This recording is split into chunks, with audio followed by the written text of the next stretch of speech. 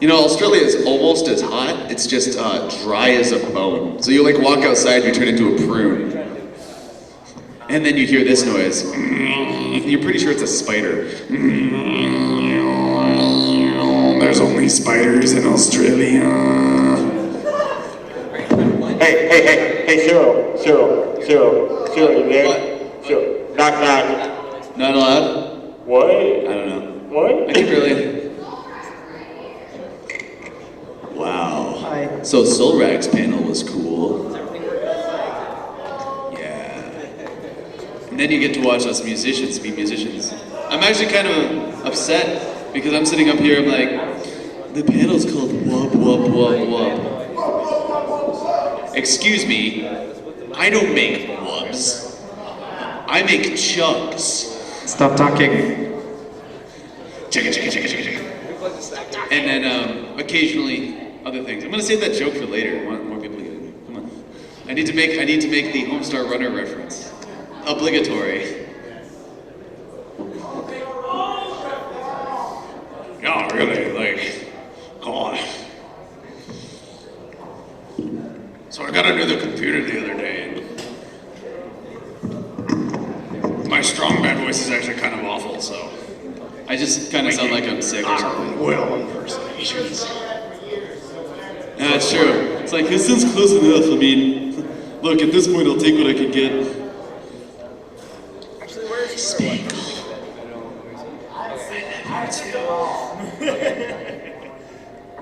Well, it looks like we won't have a lot of people.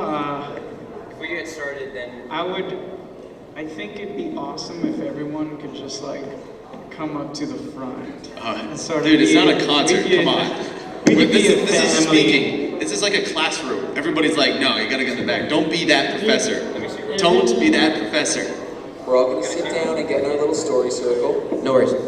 All right, for those of you who have cell phones, just while we're getting started, if all y'all can send a tweet or a text or a Facebook post or whatever, get the word out to get some people coming on in. That way we can spread the wealth. Spread the wub. It's a trap. Zing. All right. Well, for those of you who are the few, the proud, the Marines, let's get started. Let's just go down the line, perhaps from the left to the right. Just your name, the style of music that you do, and just one thing that makes your music special. I'm Cyril the Wolf, and I make heavy metal. And that's special enough in the Brony community because there's like 3 of us. Or at least there was in my day. Now there's like 30. But still, metal. Yeah! Y'all can clap, man. That's fine. All right, next. Yo, my name is S'mores. I do like a lot of genres from like dubstep, house, Dutch, drum and bass, like whatever. Yeah, my music's not special, so I can't. Come on, I'm sure it is. And y'all can still clap.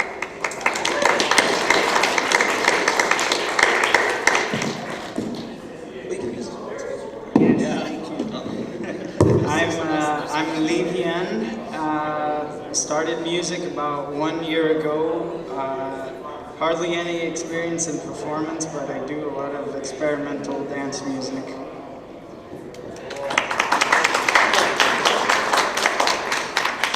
Hi, welcome to Good Burger Home, the Good Burger. Can I take your order? I'm Odyssey, also known as Eurobeat Brony. I make Eurobeat music, which is sped up, crazy Disney Euro cheese, or Italo Disco on crack. And I guess the only thing that really makes me special is I was the first musician to release a remix of Friendship is Magic. That's kind of my thing. Yeah. So many choices. Is your mic on? Ew. It burns! It burns! DJ Runa Dash. I will break you. No!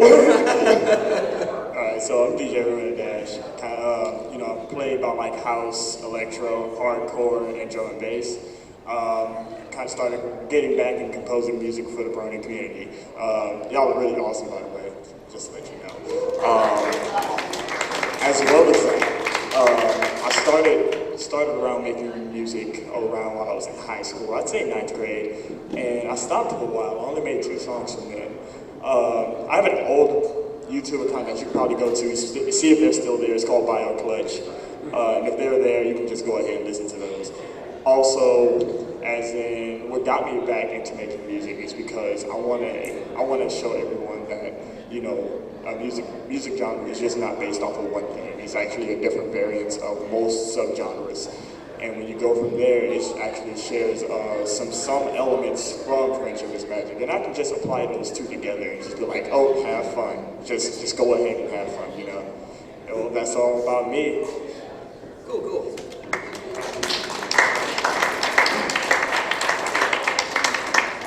Hello everyone, I'm Dreamweaver. I'm a DJ and a producer. I make house, trance, pretty much any electronic genre. I really feel like it. I got into producing electronic music maybe a year ago, a bit over a year ago.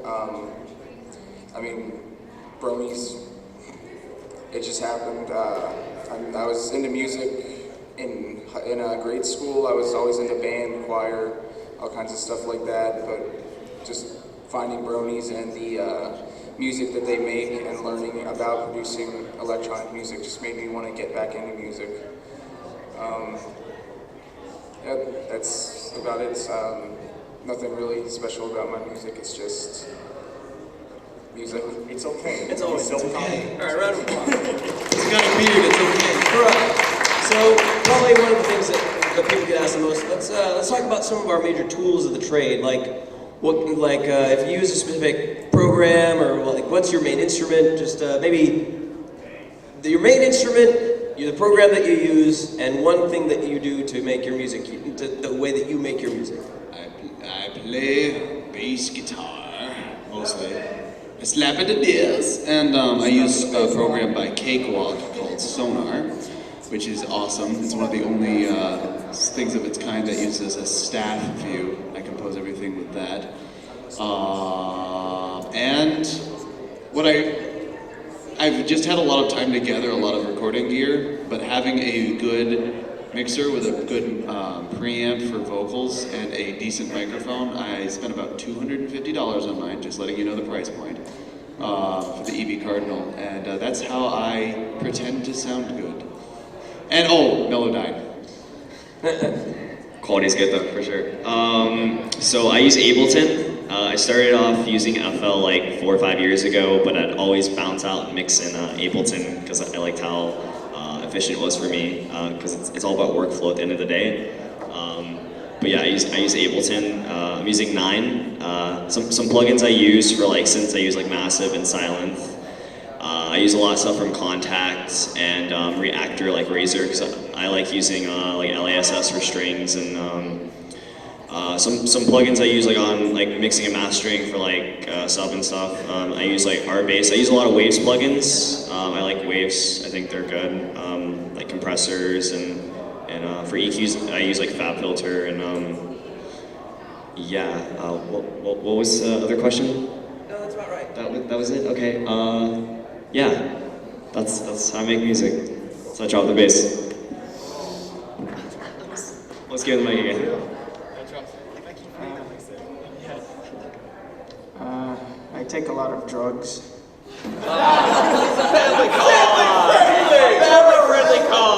When I'm sick.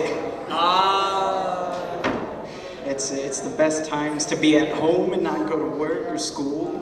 It's a con, not a festival. I use a laptop and Guitar Center. If you want to get into it, Guitar Center sells keyboards, tiny keyboards for the computer as low as $79. Plug that into your computer. Some of them come with programs built in for it, so you can get started on there. That's how I got started. Other than that, I use something called Pro Tools, audio industry standard, but For all the electronic dance music that you hear, they're going to use other programs. Like one of them is called Logic, which is for Mac. The equivalent I've been discussing with Odyssey, so you'll probably get into that more than I will. But don't do drugs, kids. Don't. I use Logic Pro 9 on a MacBook Pro to produce. I recently picked up 10. I'm not sure how much I like it. They dropped support for a lot of their older, for a lot of the older plugins. They changed the workflow up a little bit. I'm not sure how much I like that, but for production, that's what I use. Some of the plugins, Logic comes with a few really good plugins, just some good synthesizers to make some new sounds in. There's also a Eurobeat sound pack that has, some of the basses, some of the various drum samples that are important to Eurobeat. I'll use that. I'm also using Massive, learning a little bit about FM8. I just recently picked up Complete by Native Instruments. If you are rich, I recommend picking up Complete because that's just a huge suite of samples and synthesizers and all sorts of great things. It costs a lot though, so be ready for that. I mean, you do save a lot if you buy it that way as opposed to piece by piece, but that's just something to consider. As for like a physical tool, one of the tools that I had on stage with me, something that helped me actually sort of compose or hear stuff out loud, is just a small MIDI controller, an MPK Mini. It's got 8 little drum pads and about 25 minuscule keys and like 8 knobs. You can adjust those to do whatever you need those to do. Just a great way to just kind of get started. And that's kind of the gist of it for me. That's actually the first MIDI controller I got as well. Yeah. I definitely recommend it if you're like on a budget, you need something like 25 keys or whatever. It doesn't have like a pitch, a will, but it works. An MPK Mini by Akai. By Akai, yeah. They also make the LPD8, which is just 8 drum pads and 8 knobs. I think I got my MPK for only $10 more than that, and it got a lot more features, but the LPD8 is still pretty good for if you just need drum pads. Just something to get a sound in there now. Yeah. You got that one. Guys.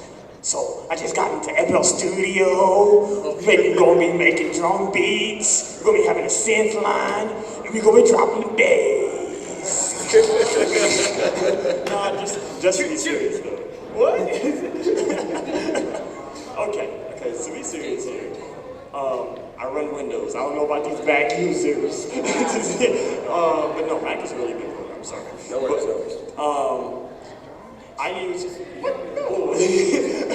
So I use FL Studio.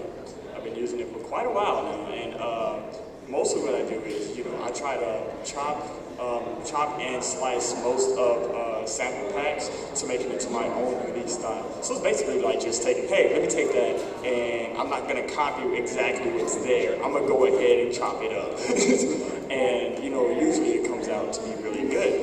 And I want to put that example into more other songs. So what we got here is we have. Wait a minute. Okay. I thought somebody told me to shush. No, you're good. So what we got here is we basically have just a low-end computer, FL Studio, and you can just run anything off of that. Not only that, but if your inspiration is high enough and you have more music experience throughout all your life within EDM genres, well, it pertains on how you actually do it, because after a while, you would have one circle of you producing something, and you would have the other side of your creativity levels. And you add those two together, you have profit. So, oh, what's up? Well, let's save questions for like once we. Oh yeah, come on, listen, yeah. Just quick thing. We're gonna save questions for like once we've done just sort of a quick roundup here. We shouldn't be too long.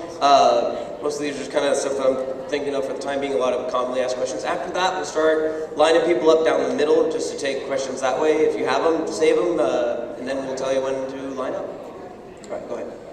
All right. Programs. I run Ableton Live 8 on a Windows PC. Ableton is, in my opinion, I really like the workflow, the fact that you have 2 different stations to work on, basically.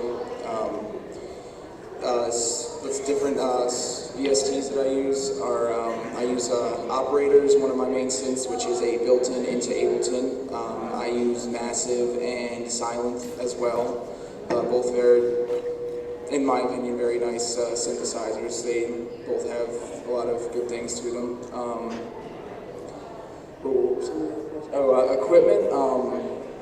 For producing, for writing stuff, I use a Axiom 49 key keyboard. It's the white keyboard Flutterwet was using to perform is my keyboard. It's got the 8 drum pads. It's got 8 knobs. It has sliders for your EQing, for your volume and stuff for different tracks. And it's got 49 keys, a modulation wheel, and a pitch bend wheel. It's got the ability to map different stuff to it, and it saves those presets inside of it, so you can have different sets for different things. I tend to use an LPD 8 as well. I like the knobs for controlling different macros and stuff in my synthesizers, and then I can't off the top of my head remember what it's called, but it basically turns the drum pad. I'm sorry, is anyone else hearing feedback? No, I hear it too. Oh, it's the monitors? Should we turn like the monitors in? Oh, so okay. We'll figure it out. Got it. Alright. Sorry, carry on. Oh. Yay! By the way, let's give a round of applause to our AV team. They've been taking care of this whole thing. Yay! Good job, keep things rolling. Thank you, AV team. Give that shot. All right, is that better? Yes, that is better. Yeah! Wow. Worlds better. That was My goodness. that was very distracting when I was trying to talk. I cannot, off the top of my head, remember the name of the program, but it turns the 8 drum pad or the 8 pads on the LPD 8 into an actual drum controller. You can map it to the drum machine inside of Ableton to be able to play your drums on that. Is that within Ableton? It doesn't come with Ableton. It's actually third party. I guess. Battery? Huh? Is it battery? No. I'm talking about it's one of the 2 drum machines in Ableton. It's not the actual drum machine. It's the other one. There's like Impulse and then there's a drum rack. Impulse. That's it. It's basically it turns the 8 pads that you can put drums on in Impulse into pads on that controller.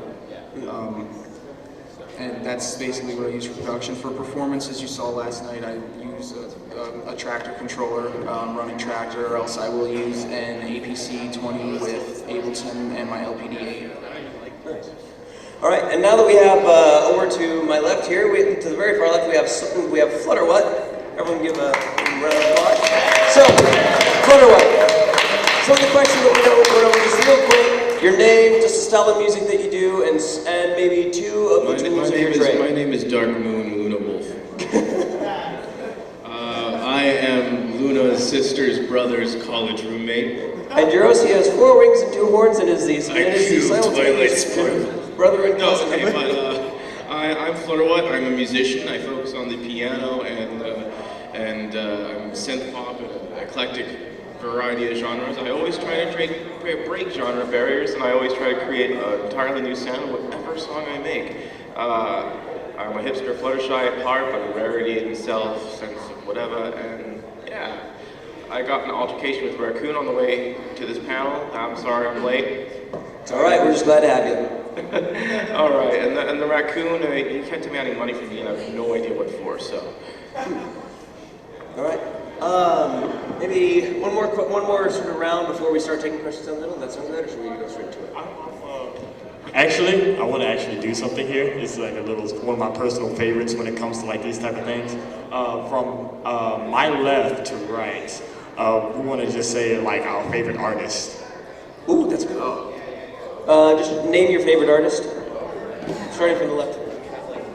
My favorite artist, Just keep it short. my favorite artists, let's see. I really do like when people try to really put their own style on their My Little Pony. So my favorite artists would include Nico Z Nico, Doxy. If you had to pick one. Oh, if I had to one? Yeah, Nico sorry, Z we're gonna Nico. keep it- Nico Z Nico. Okay, Mew Ball. It has to be Mew Ball. All right. Now wait, was this favorite like professional artist or? Any. Oh, Any well, Rush. Yes. Yeah. Good question. My favorite artist in general isn't actually electronic. I love Paramore, specifically Haley. I second that. Yeah, I love Haley. I'm a big fan of sound design, so Amon Tobin. Right. Before I was big on EDM or even Eurobeat, I was big on a band named Oingo Boingo. They are the darker, lusher version of Devo, and they are glorious. Well, you should already know mine. It's Daft Punk by all means. If you search up Daft Punk, try to look for his 90s set. His 90s set went so hard, I swear, you would just die in your bed just listening to that. All right.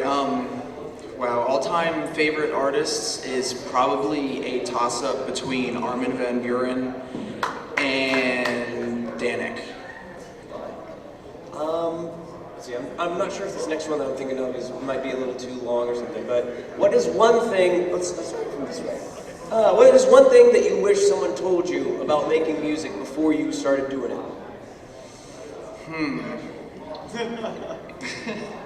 That's a tough one. Like, what did you wish that you knew beforehand?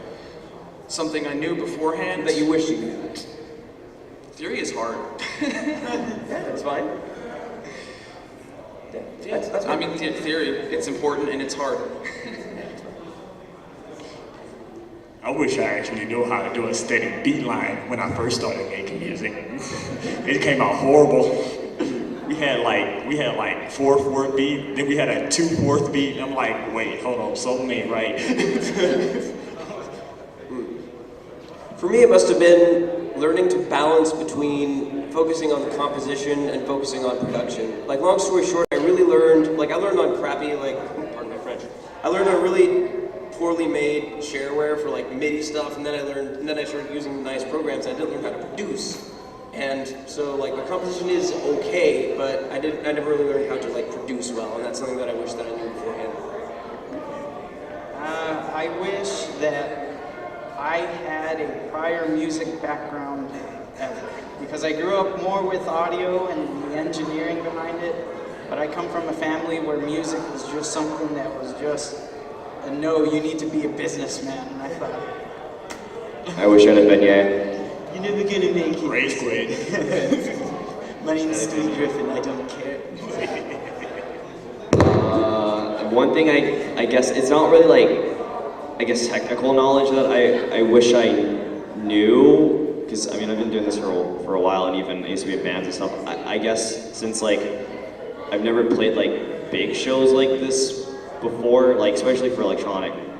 It's some like guitar stuff when I was in bands, but like just knowing like how big your music sounds live, it kind of like it persuades you when you go back in like the studio or in your bedroom, but to kind of like tweak things to get things sounding like, because you could picture in your head like, okay, like, because I know like how like my kick and my sub and like bass lines and synths, I know how like they sound live, so when I go back and like, or if I'm working on a new song, I'm like, oh, I can tell like how big like this is gonna sound live, and it's definitely a good thing, because so like when I get done with the track, I can like play it out and see how like the crowd reacts to it, if it's something I want to release or if it's something that I know will do good, and yeah, I think it's a good thing. So I'm definitely grateful that I'm in the fandom, so I can like do shows, and it helps improve music. So yeah.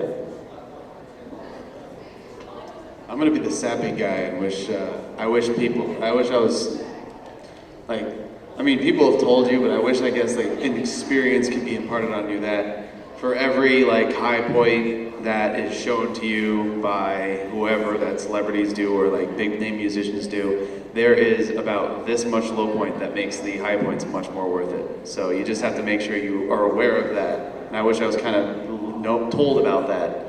Like, not like, oh, you shouldn't be a musician because it's going to be bad. More like, look, you're gonna have a lot of rough times, but the high points, like coming to cons like this and meeting awesome people like you in the audience, is worth it. So, I Well, I don't remember when I got into music. I've always been playing a piano since before I can remember. My dad put a keyboard in my room when I was little, and I just learned it like a language. But before I started producing music on a computer, I wish someone would have told me to get a Mac sooner. Because I remember when I first saw the Apple presentation about GarageBand, I was blown away, and that was the one thing that convinced me to get a Mac, because it seems so effortless to make music, to plug in a keyboard and actually have those notes, saved somewhere. And I did that for 4 years, and then I used Logic Pro ever since. And just get a Mac. Just get something that'll work. I'm sorry, my Mac using mine is like 50.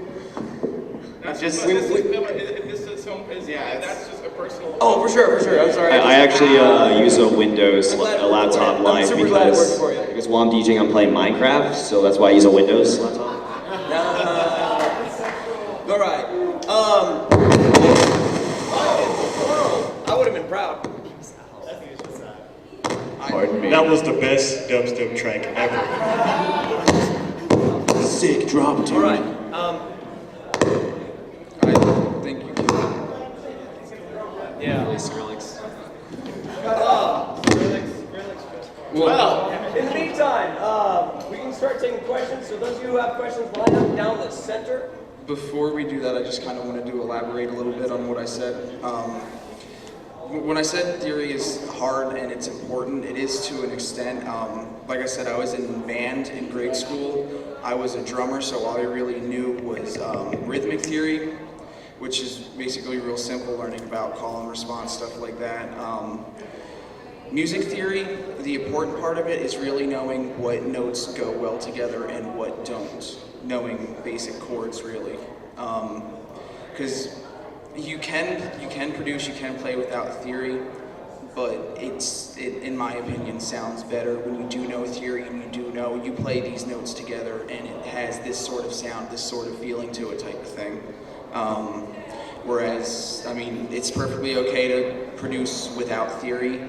It's just my personal opinion, it sounds better that way. All right.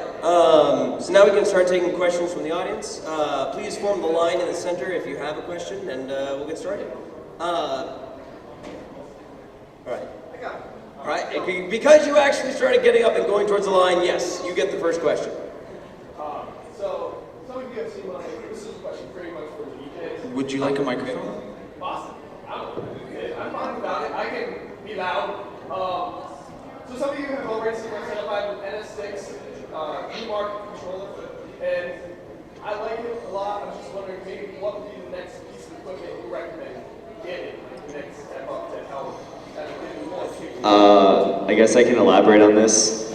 Maybe nothing, because the biggest problem that I think for controller DJs and maybe even like CDJ users is people feel like they need to buy the newest product. I use a MixShack Pro and I've been using it for like a year or two and it works fine. Like, So maybe less is more. I mean, I can use CDJs, but I don't have like $2,000 to go blow on some CDJs right now. I mean, if I did, I probably would, but it's like don't feel like, oh, my producer buddies, they got like that new S4 just came out, so I got to get it because they have it. Like, that's a dumb reason. Like, if it works for you, man, then use it because, but if you would have to upgrade, I don't know, get like something, I don't know. But if it works for you, it works for you. Like, don't feel like you need to get something just because of it. I'm not an experienced DJ. I haven't been doing it all that long, only a few months. But it is my opinion, it's not really what controller you're using as much as knowing how to use it and whatever program you're using, or if you're just using CDJs in a mixer and not even using a program. It's about learning to use whatever particular controller you have and learning to use it well. Yeah, because definitely when you're playing like clubs and festivals, they have like, you know, their own CDJs there. So I know like even like Zed and Porter Robinson, they bring their like S4 and hook it up to like the house mixer. But I'm not saying like you need to know how to use like CDJs and stuff. But if you're like playing like you know, clubs or something, it pays to know, I guess. Also, like if you just take this for if you take this for an inspiration, I just use virtual DJ. Yeah, I just use virtual DJ. But you know, in the near future, I am going to get me a controller so I can extend my knowledge onto that. Not only that, but you know, if you need anything like as in, I'll put it like this: if you're going for less, just go ahead and stick what you have now, because really, you know, that's all you really do need. But if you want more, you can try to go get yourself or make yourself a studio. You know, you can just practice DJing there, so that way you can have a better performance from just practicing in your own studio. I would actually like to hear your beats setup, because it's actually pretty interesting. You have a lot going on, and I think for people who like would want to do something along the lines of like your style, or maybe you could just let people know like what you use. And I use the current setup that I do because, well, first off, I don't know. I use a little bit more than I should. I use the MIDI fighter to do some of the same things that the mix track already would. You know, some start stops, some cue points and whatnot. I also use the MPK for more effects and whatnot. I don't know, I feel like I use a little bit more than I need to, because, you know, I change my setup, just the way that I do things every so often, just to see which one works best. In fact, I may simplify pretty soon. I might just use the mix track and the MIDI fighter for effects and just leave it at that. Excuse me, because, just to simplify it. Honestly, the best setup that you could have is the one that allows you to do as much as you are comfortable doing. Because all the equipment and all the shiny toys in the world won't save an only okay set. And you know, someone could be capable of doing a wonderful set on, you know, literally just 2 vinyl turntables. It's really just a matter of, you know, it might be worth picking up an LPD or what's the Novation Dicer or something if you're working with vinyl. There's no real solid answer. That's the cool thing about right now. You could do any number of things that you want. Just don't lose all your money. That's all I ask. yeah, sometimes I feel like, because I have an MPK Mini that I used to use live. I did actually use it last night. I mapped some knobs on my mix track for filter, because the Mix Track Pro doesn't come with dedicated filter knobs. I don't know if the normal mix track does or not. Oh yeah, I don't know if the normal mix track has dedicated filter knobs. Yeah, so that's why I have an MPK Mini. It's a little overwhelming because I have like all these keys that I kind of don't use. I just use like 2 knobs, but I mapped the effects banks up top for filters. So. With what Odyssey said about not spending a lot of money, if you for whatever reason have 2 iPods, all you need to buy is a mixer. And then have your songs loaded onto the iPods. That's true. Before you, if you're just plain beginner, and this is for anyone who hasn't tried it before, you can have some fun. For whatever reason you have iPod, iPhone, whatever MP3 playback device, play 1 song on 1 iPod, and you can buy a mixer for like $50, and you ride the faders. Buy them used, Craigslist or something. You can also hitch free rides on Craigslist. Don't try it. All right, I think. Why did you tell us? I don't know, we should probably get to like the next question. But you're doing good. Like, does that answer your question? All right, awesome. Thank you. All right, next on up. Hey, this is a question for musicians here who record their own vocals, and I was wondering what your mic setups were, like as far as like, are you guys in a closet? Are you in your rooms talking into a cardboard box lined with foam, or are you like what do you guys do? Do you have your own studio? Just to reiterate this, I don't do vocals at all. My buddy Roommaster does though. Oh, I know. But just saying, no. Here's the thing though. Just by watching him, he's if I ever did want to do vocals, you know, he taught me some simple things you can do. You can put like a simple cloth over a microphone that's probably too clippy. You can probably, yeah, bro. You remember that time we did that? Yeah, I remember that. Just being like literally honest here, you could probably just go ahead. Your room, it depends on how big your room size is, because you probably get a little reverb coming into your microphone. You don't want that. Or yeah, the acoustics. Yes, the acoustics. I'm sorry. For when I record, I don't get to think about stuff like that. I literally just have like a condenser mic and a pop filter just in my room. I use the same sound card I use for performing live, which is just a Native Instruments complete Audio 6, and then my mic is coincidentally enough an M Audio Luna, and I just record vocals into that. and just process it all in Logic. Do you need a lot of noise canceling for a nice mic?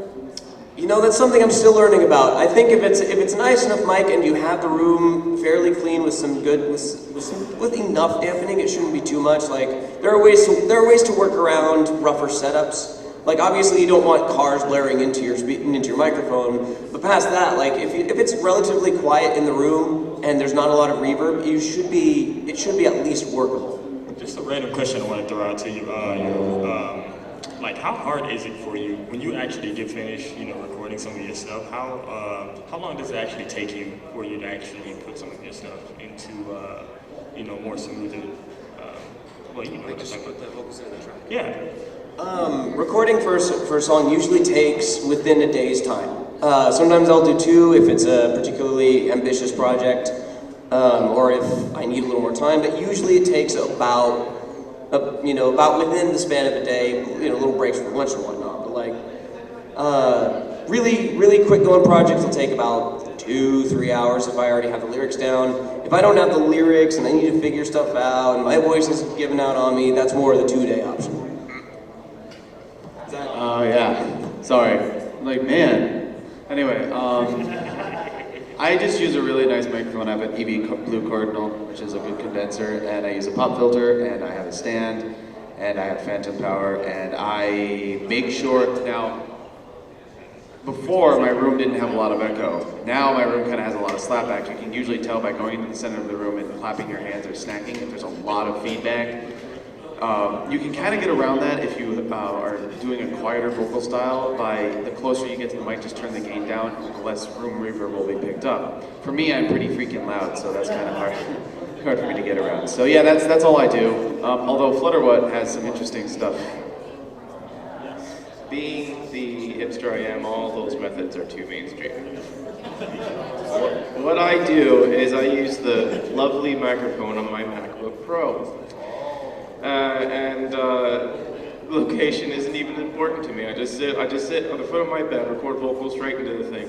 But I will probably move into a closet to do it soon. But my interesting tidbit is that I create my own female vocals, and I actually adore them and how they sound. And what I actually do is I use a shifting format first to make the entire octave to 12 cents, entire octave up, and then use the format to pitch shift it just enough to make it sound where it should be. And honestly, if I had a better mic, it would sound much better. But I do like the way it sounds, even with the crappy mic that I'm probably using. So that's my interesting nugget of information. One of the mic, actually had the mic setup that I have, I have the privilege of accessing the school's school recording studios microphones. But if you can't afford it, because sometimes I'm stuck at home with like a cheap MXL $100 microphone. One interesting thing you can do is you can have basic microphone stand, pop filter. But the cool thing is, this is a really good soundproof thing that I tried last week, and I got clean vocals with nothing added on. Piano cover over the microphone. Dust cover. Just put it over the mic, and it'll eliminate any sound outside, and it'll also keep the. It'll just sound clean, just very dry. Thanks. Yeah, man, try it. Does that answer your question? Yeah, if anybody else wanted to add what they use for mics, if they ever do. I don't really record vocals much myself because my mic sucks, but for like processing, my chain kind of stays the same. I just change like thresholds and ratios on the compressor, but there's like a gate, like some EQ and reverb and delay, and then I usually just double up vocals for like harmony and just things like that. But I usually build an Ableton. In Ableton, you can build audio racks. So I usually just like build a rack, like a preset rack of what I use, and then I drop the preset rack on that I built, and I just tweak settings because I like staying consistent, but sometimes I change stuff. All right, I think that'll take care of it for now. Are we all good? Like, I think we can answer that. Next question. All right, next question. My question is like, how do y'all decide to choose, like, based on reviews or something like that, like, or based on, like, just word of, either maybe word of mouth or something like that, that about your different synthesizers you may use, or sample tax, or, you know, different instruments that you might be able to get. But my big thing is I've been trying to start adding more to my DAW, you know, and everything. And big thing is I don't know which ones to look for and how to look for them. What do y'all usually look for, or what do y'all like? What are the first signs that you look for when you're choosing what kind of samples, what kind of synthesizers, which ones you like, which ones you don't? This is a very good question. Because of that, I'm going to see if we can keep our answers fairly limited to maybe a couple of things, because we could be on this for ages. Just like, very good question. I'll be super short. If you're on Windows, you want Synth 1. That is just no questions. It is free. It is powerful. It is good. Get it. If you are on Mac, you're a little bit less in luck. Any of the native instruments, synthesizers are fairly industry standard. I mean, you know, we've heard us name drop Massive. That one's fairly powerful. Even if you're not doing, you know, dubstep or anything like that, it'll get the job done in general. That's sort of the two sort of actual synths that I would say. In general, whatever you think sounds good, whatever works for your system, whatever you can afford. That's all that I can. Yeah, I know I use a lot of free stuff too. I use a lot of Ableton built-in because I like using a lot of like operator. I use a lot of free stuff like HBASM for like stereo widening. Massive is great. I use Massive for sub, for just like normal synth backing. But if I'm doing like trap, or I know like on my Eden track I dropped last night, I actually used the operator because you can do fixed frequency like on the oscillator, and you can just tune like 808 and stuff like that, like to a specific frequency and then resample. But yeah, anything from native instruments, and I use Silent for mostly house music because I think saws sound a lot better in Silent than Massive. But yeah, just whatever sounds great, man. Like just KVR, and just Google like, yeah. KVR is a great site, yeah. Like KVR, Kevin Victor Radio, yeah. The only thing I'm going to say, I don't really use synths that much, but there's one synth I found on KVR called a Mini Moog VA, which is the best Moog synthesizer ever, and it's free. It's amazing. I learned everything about synthesizers using Reason in school. Yeah. Every type of instrument, every type of electronic instrument, yeah, built in. Everything is FM synthesizers. You have mono synths, I mean polysynths. It has everything. If you want to learn and get more in depth with instruments before you branch off and get into all of these free or whatever synthesizers, play with Reason. But if you're on a Mac, it's also on a Mac. Yes, it's off Mac, but you really should get Logic Pro or GarageBand with the Mac.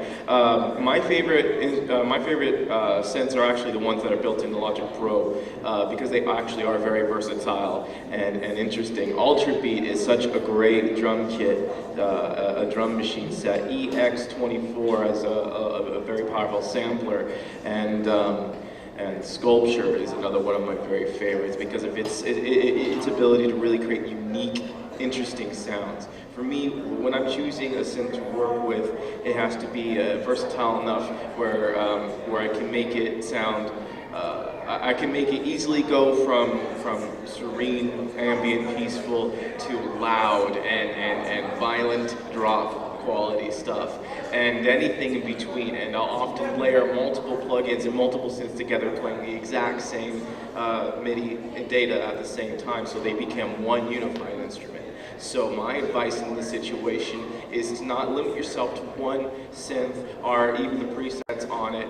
Really experiment with melodies, experiment with ways to combine them and make them more powerful together.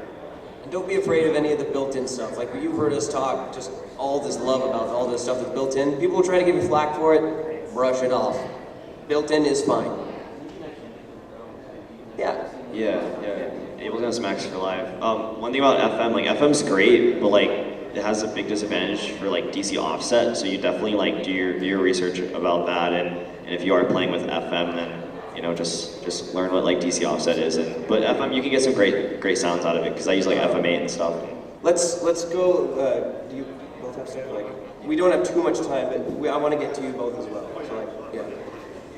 So I just want to ask a little bit of one question. What operating system do you use? Okay, so you use Windows, and what do you use for? And I use Okay, so well, as in yeah, Citrus. Come on now, Citrus. Let's not forget our basics here. That's oh, okay. Yeah, you got the same one as I do. Yeah, Citrus is right. It's already there. You can manually put in things in Citrus, or you can just go ahead and use the presets and alter them. I use let's see. I use Citrus. I use Nexus. I use Massive. I use if I'm like going around just going through my packs. I use a lot of Vengeance packs. Vengeance packs are so lovely. But you know, as in far as you know, putting that synth line, you can go through all your packs, see what matches with what. Because sometimes the best things come out of most random items. That's how most of my style of music comes through. We got to do that. Yeah, don't worry. Yeah, but if that helped you, yeah, go ahead and try that. All right. When it comes to picking synths, whether you're looking to buy, looking for free, if you are looking to buy, if you have any other musician friends, like I'm friends with some other electronic musicians, you know, a lot of times I'll talk to them, see what they think of different synths for different sounds, different sound banks, stuff like that. I'm a bit of a Native Instruments fanboy, and when you go to their website and you look at their different synths, their different sound banks, their different everything, they will have videos and clips of different sounds that you can make in there, so you can even go and listen to what some of the stuff that's done with that, so you can kind of hear what some of the strengths are for each different synthesizer. We have like 4 minutes, so yeah, we gotta keep this quick. Okay, just one more thing, building a little bit on what he said. Nexus is more of a sound, like a preset sound bank type thing. It's okay to use. Don't rely on it. Be careful with it. Also, Vengeance. Use more basic. Also, one more thing. Vengeance samples are okay. There's a little trick you can do layering, just getting different sounds from, even putting couple different drum sounds together will make your own sounds, and it's yeah, that's about it. I don't want to be a jerk, but we do have to. I know. Does that answer your question? Awesome. All right. So we'll try to keep our answers super quick. See if we can get out by 2 o'clock. It's 1:56. Go ahead. Go for it.